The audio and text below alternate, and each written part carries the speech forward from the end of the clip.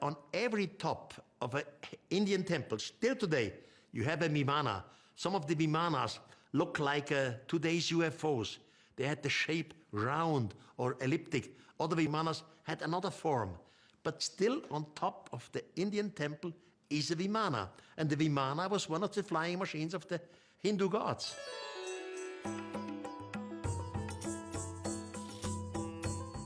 Vimana is what we would call today a space shuttle. It's just a small space vehicle which moves between the planet and the mother spaceship in orbit. But with the Vimana itself, you don't make space travel from star to star. These diagrams are not extremely old. Some of these diagrams were created only in the 17th century. They are not thousands of years old in some of these Indian books. These designers who made these diagrams, they designed it out of the old text. They read the old text, and because of these texts, they made a design. Well, it must have looked like that and that. But the fact is, there were different types of vimanas which looked completely different, comparable to a helicopter and a jumbo jet. It's not the same thing, but both machines can fly.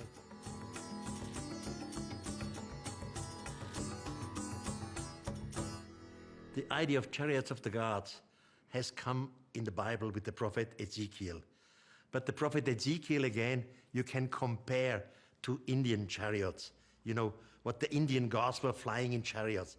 The chariots were always vimanas. The chariots were always what we would call space vehicle, but not mother spaceships. The chariots only had a small distance. They could move in our solar system, but not to another star.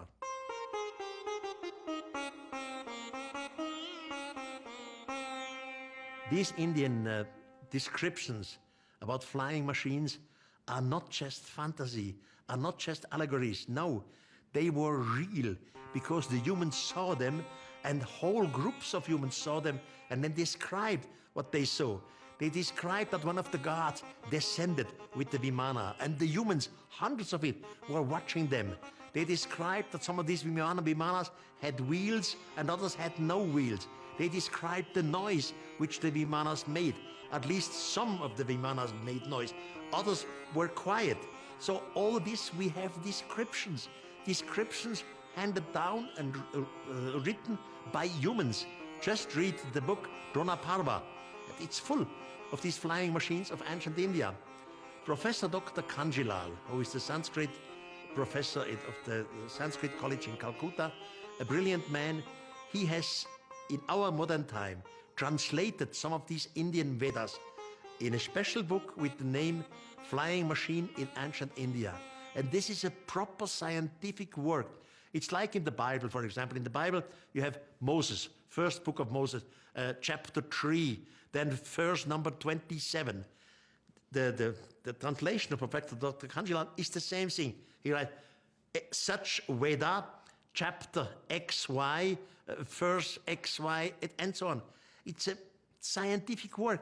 There is absolutely no doubt, no, for the one who knows it, that in India flying machines were described and different types of flying machines. And there is no doubt that there were spaceships, mother spaceships, which were around the Earth in an orbit.